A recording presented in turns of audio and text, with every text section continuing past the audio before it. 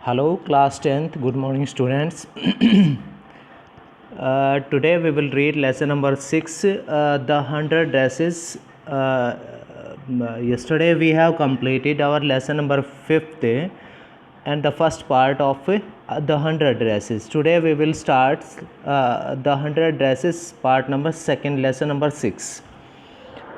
Students कहता है कि while the class was circling the room, the monitor from the principal's office brought Miss Mason a note. Miss Mason read it several times and studied it thoughtfully for a while. Then she clapped her hands. कहता है कि और उसके बाद जो ही मतलब कि miss Mason ने वो वेंडा के बारे में बताया और सभी ने वेंडा पेट्रोन्स्की की यूनिफॉर्म को देखा, जो ड्रेस कंपटीशन में जो उसकी बनाई हुई ड्रेसेस को देखा, तो भी सभी उनको देख के सरप्राइज़ कर रहे थे, जता रहे थे। ठीक है, अब उससे आगे कहता है कि while the class was circling the room, जब पूरी कक्षा कमरे में चक्कर लगा रही थी, the monitor from the principles office, तो कहता है कि क्लास मॉनिटर ने प्रिंसिपल ऑफिस से ब्रॉट मिस मैसन को एक नोट लाकर दिया। जो क्लास मॉनिटर थे उसने मतलब कि मिस मैसन को प्रिंसिपल ऑफिस से लाके एक नोट दिया। Miss Mason read it several times, miss Mason ने इसको कई बार पढ़ा and studied it thoughtfully for a while, और इसको विचारपूर्वक पढ़ा। Then she clapped her hands, फिर उसने अपने हाथ से तालियां बजाई। कहता है कि अटेंशन क्लास, स्टूडेंट्स सभी ध्यान दो, everyone back to their seat, प्रत्येक कोई अपनी सीट पर चलो। When the shuffling of feet had stopped, और जब पैरों के चलने की आवाज़, सफलिंग होता है पैरों के चलते टाइम पर जो पैरों के चप्पल जूतों की आवाज़ आती है ना, उसको सफलिंग बोलते हैं।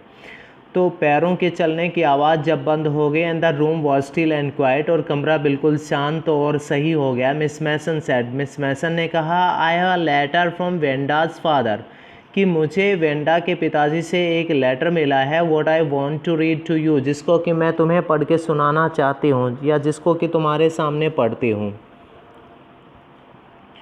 उसके बाद कहता है कि miss Mason stood there a moment, miss Mason वहाँ पर क्षण भर के लिए खड़ी रही। And the silence in the room grew tense and expectant, और कमरे में चुप्पी और तनाव का माहौल छा गया, या चुप्पी और तनाव छा गया।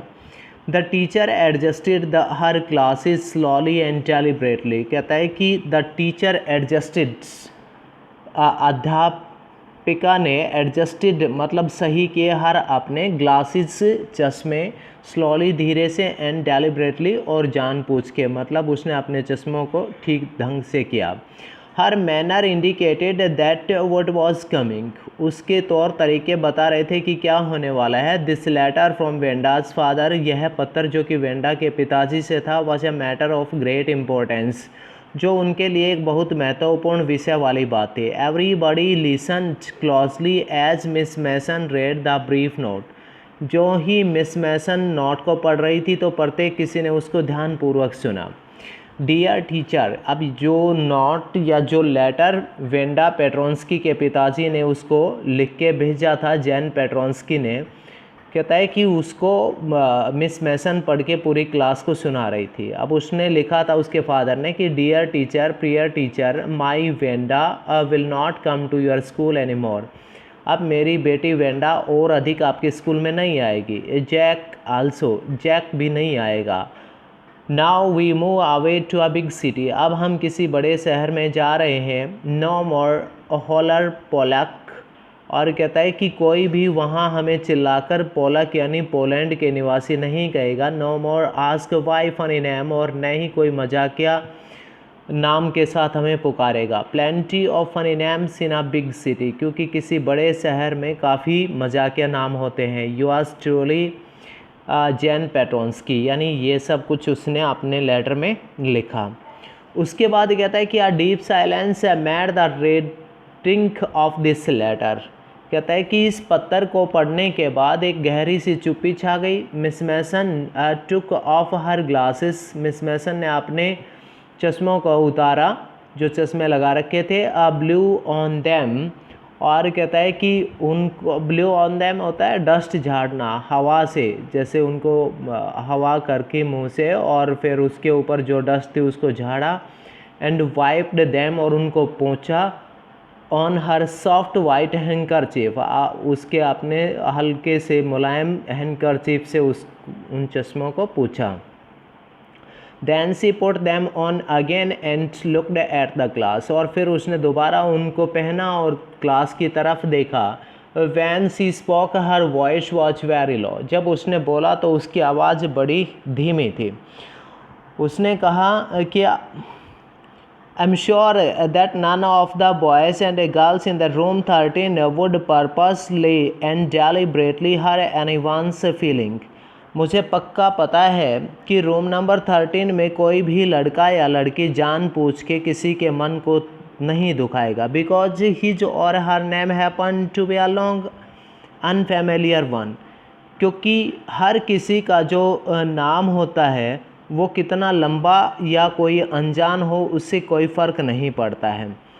कहता है कि I prefer to think that what was said, अब उसने कहा कि आई प्रेफर टू थिंक, मैं इस बात पर सोचती हूँ, मैं यह सोचती हूँ that what was sad in thoughtlessness, कि जो भी कुछ कहा वो थॉटलेसनेस होता है बिना सोचे समझे, वो मतलब बिना सोचे समझे कहा गया।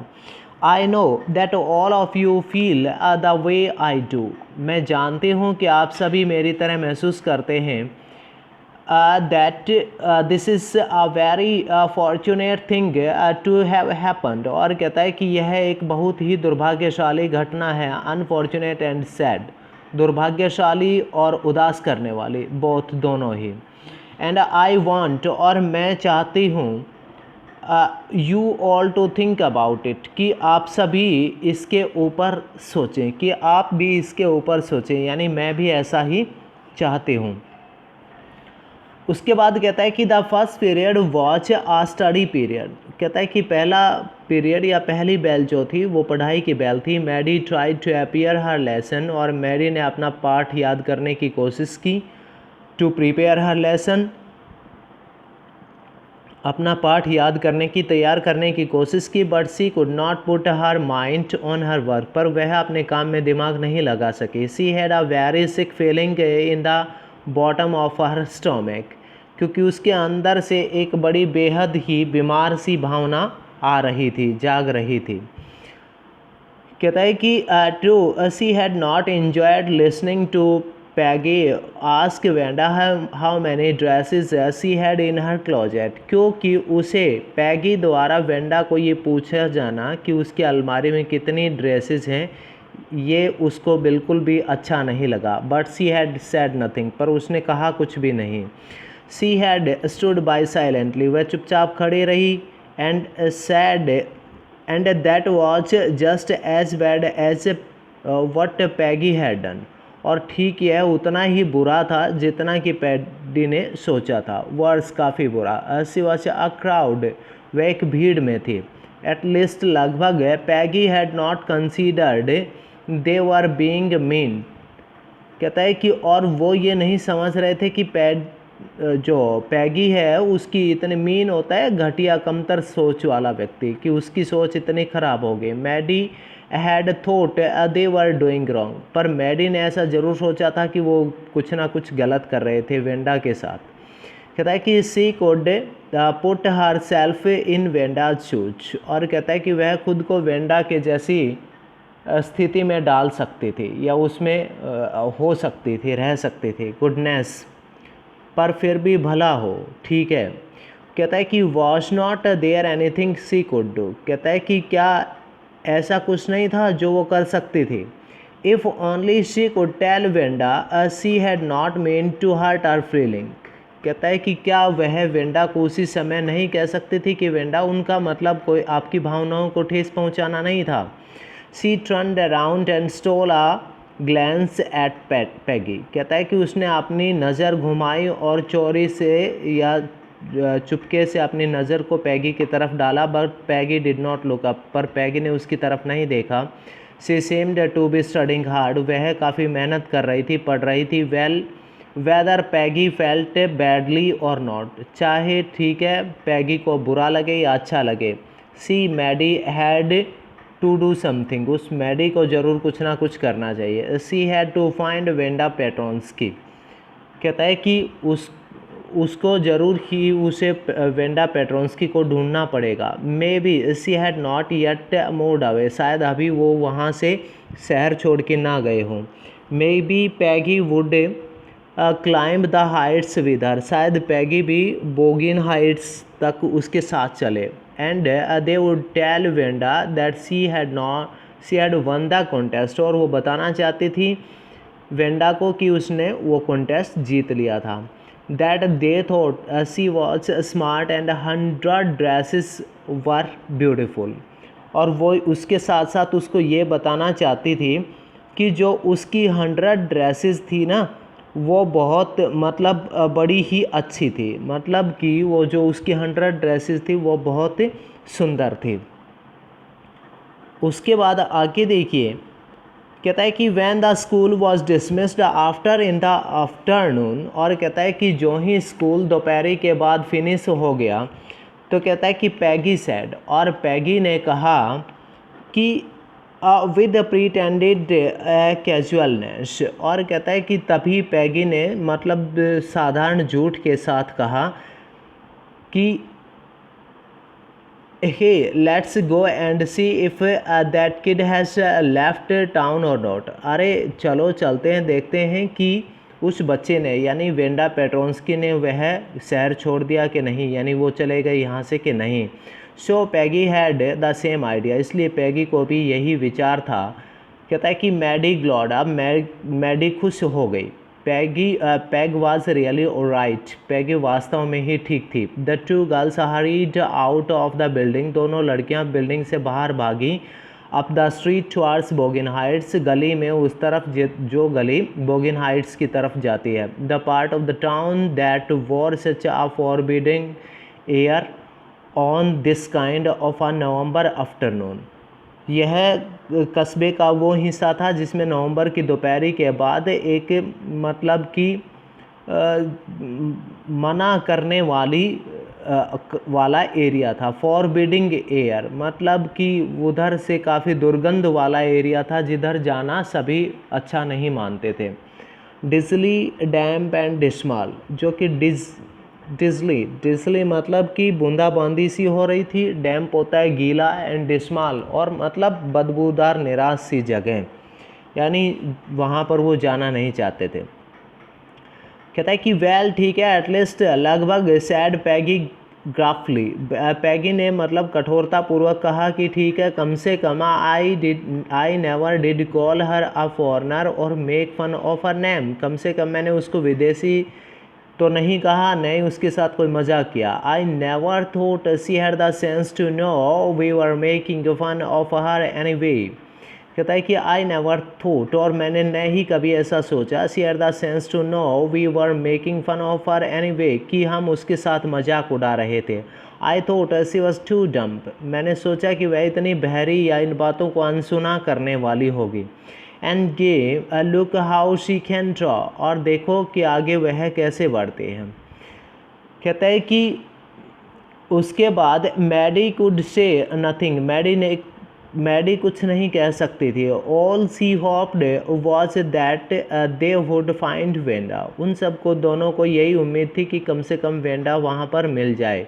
सी wanted to tell her that they were sorry they had picked on her, कहता है कि वो उसको बताना चाहते थे कि उनको काफ़ी अफसोस था, that they had picked on her, कि उन्होंने उसी को, पिक्ड ऑन मतलब चुनना मजाक के लिए, कि उन्होंने मजाक करने के लिए उसी को चुना था पूरी क्लास में, तो वो उसके लिए अफसोस या गलती मानना चाहते थे। And how wonderful the whole school thought she was, और पूरा स्कूल किस तरीके से उसे बड़ा अद्भुत समझता था। एंड प्लीज़, और कृपया, not to move away and everybody would be nice, कृपया यहाँ से मत जाओ, सभी तुम्हारे प्रति अच्छे होंगे। She and Peggy would fight anybody who was not nice, और पैगी और मैडी दोनों उनके खिलाफ लड़ेंगी जो वेंडा पेट्रोन्स्की के साथ अच्छा नहीं करेंगे। मतलब ऐसा कह के वो वेंडा पेट्रोन्स्की और उसके परिवार को वहीं रख लेना चाहते थी, क्योंकि वो चाहती थी कि अगर ये चली गई तो उनका मन काफ़ी उदास होगा और वो कभी अपना अफसोस पूरा नहीं कर पाएंगी। The two girls hurried on, वो दोनों लड़कियां ऐसा सोचते सोचते उसकी तरफ भागी जा रही थी। They hoped to get to the top of the hill before dark, उन दोनों को उम्मीद थी कि अंधेरा होने से पहले वो दोनों वहाँ पर पहुँच जाएंगे।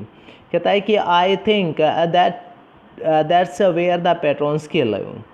अब उसने सोचा कि आई थिंक, मैं सोचती हूँ, that's where the Petronski live said Maddie. Maddie ने कहा pointing to a little white house, एक छोटे सफ़ेद घर की तरफ इशारा करते हुए उसने कहा कि जहाँ तक मुझे उम्मीद है वेंडा पेट्रोन्स्की यहीं रहती होगी। कहता है कि wisp of old grass stuck up hair.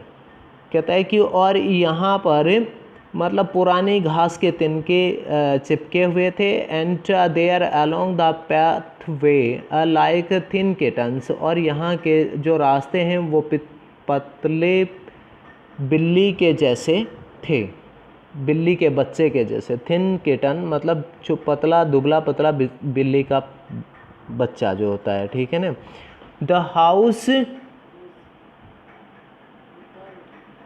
The house and its sparse little yard looked shabby but clean। कहता है कि और उसके बाद में वह घर काफ़ी पुराना और पर साफ दिखाई पड़ रहा था। It remained Maddie of Venda's one dress। कहता है कि और यहाँ पर वेंडा की एक जो उसकी यूनिफॉर्म थी वो याद दिलाती थी, फेडेड ब्लू कॉटन ड्रेस, जो वहाँ पर हल्के रंग की नीली सी कॉटन की ड्रेस, सैबी बट क्लीन, मतलब काफ़ी ऐसे ही फीकी पड़ चुकी थी लेकिन साफ सवस थी।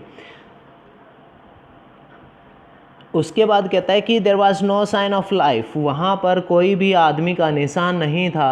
अबाउट द हाउस, उस घर में। Peggy knocked firmly on to the door, Peggy ने मतलब मजबूती के साथ दरवाजे को खटखटाया, but there was no answer, पर कोई उत्तर नहीं मिला। She and Maddie went around to back yard, वह और मैडी पिछले आंगन की तरफ गए। एंड नॉक देयर, वहाँ से भी दरवाज़ा खटखटाया। Still there was no answer, फिर भी कोई उत्तर नहीं था। There was no doubt about it, इस बात का कोई शक नहीं था। द पेट्रोन्स्कीज वर गॉन, कि पेट्रोन्स्की का परिवार जा चुका था। How could they ever make amends, कहता है कि पर फिर भी वो वापस कैसे जाएं। कहता है कि मतलब कि उन्होंने जो ही there was no doubt about it, इस बात का कोई शक नहीं था। द पेट्रोन्स्कीज वर गॉन, कि पेट्रोन्स्की का परिवार जा चुका था। How could they ever make amends, और वो किस प्रकार से मतलब इस कहता है कि किस प्रकार से वो मतलब वापस जा सकते थे, कैसे क्या कर सकते थे। कहता है कि they turn slowly and made their way back to the hill. कहता है कि वो धीरे से मुड़े और उन्होंने पहाड़ी की तरफ अपना रास्ता बनाया। वेल ठीक है, एनीवे, फिर भी, सैड पैगी ने कहा, दे शीज गॉन नाउ, अब वो जा चुकी है। So what can we do, अब हम क्या कर सकते हैं। बिसाइड्स, इसके अतिरिक्त, when I was asking her about all her dresses, जब मैं उसकी सभी ड्रेसेस के बारे में पूछना चाहती थी। She probably was getting good ideas for her drawings. कहता है कि तो संभवतः वह उसकी ड्राइंग ही समझ रही होगी।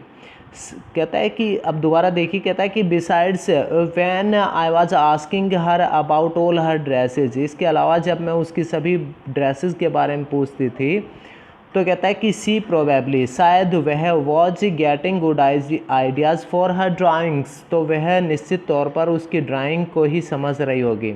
She might not even have won the contest otherwise, अन्यथा वह उसका मुकाबला भी नहीं जीत पाते। मैडी ट्रंड दिस आइडिया, अब मैडी ने इस विचार को बदला केयरफुली, बड़ी सावधानी से, ओवर इन हर हेड, अपने दिमाग में उसने इस विचार को बदला। और कहता है कि for if there was anything in it, she would not have to feel so badly, कि उसको इतना बुरा एहसास नहीं करना पड़ता। कहता है कि but that night she could not get to sleep, पर उस रात वह नहीं सो पाई। She thought about Wanda and her faded blue dress, वह पूरी रात भर तक वेंडा और उसकी हल्की पड़ी हुई ब्लू ड्रेस के बारे में सोचती रही। And little house she lived in, और उस छोटे घर के बारे में जिसमें वो रहते थे।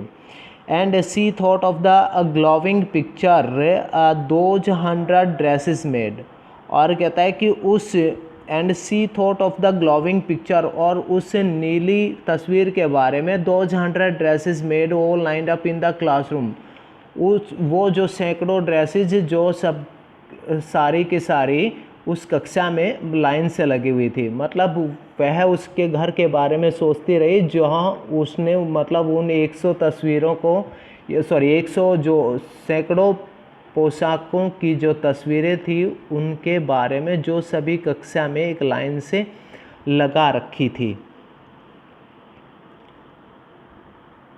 उसके बाद कहता है कि एट लास्ट आखिरकार Maddie sat up in bed, Maddie अपने बिस्तर पर बैठ गई। And pressed her forehead tight in her hands, और अपने माथे को या सिर को बड़े टाइट हाथों से दबाया। एंड रियली थॉट, और वास्तव में सोचा, this was the hardest thinking she had ever done, शायद यह विचार बहुत तंग करने वाले हैं जो अभी तक वह इतनी चिंता में पहले कभी नहीं हुई। आफ्टर अ लॉन्ग टाइम, एक काफ़ी समय के बाद, सी रीच्ड एन इम्पोर्टेंट कंक्लूजन, वह एक महत्वपूर्ण शीर्षक पर या महत्वपूर्ण टॉपिक या निष्कर्ष पर पहुँची।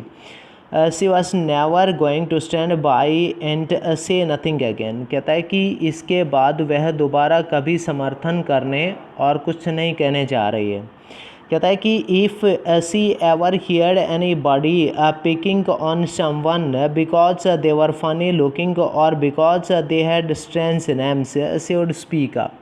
कहता है कि यदि उसने दोबारा कभी भी किसी को मजाक दिखाने या उसके नामों का मजाक उड़ाने की कोशिश की तो ज़रूर वह उसका विरोध करेगी। Even if it meant losing Peggy's friendship, चाहे उसमें भले ही पैगी से दोस्ती क्यों न टूट जाए। She had no way of making things right with Wanda, कहता है कि उसके पास वेंडा से बातें करने का अब कोई रास्ता नहीं था। बट फ्रॉम नाउ, परंतु अब, she would never make anybody else that unhappy again, पर अब वह दोबारा किसी को उदास नहीं करेगी, किसी के साथ कोई मजाक नहीं करेगी। ठीक है स्टूडेंट्स, बस आज के लिए इतना ही, बाकी कल पढ़ेंगे। Okay, thanks student.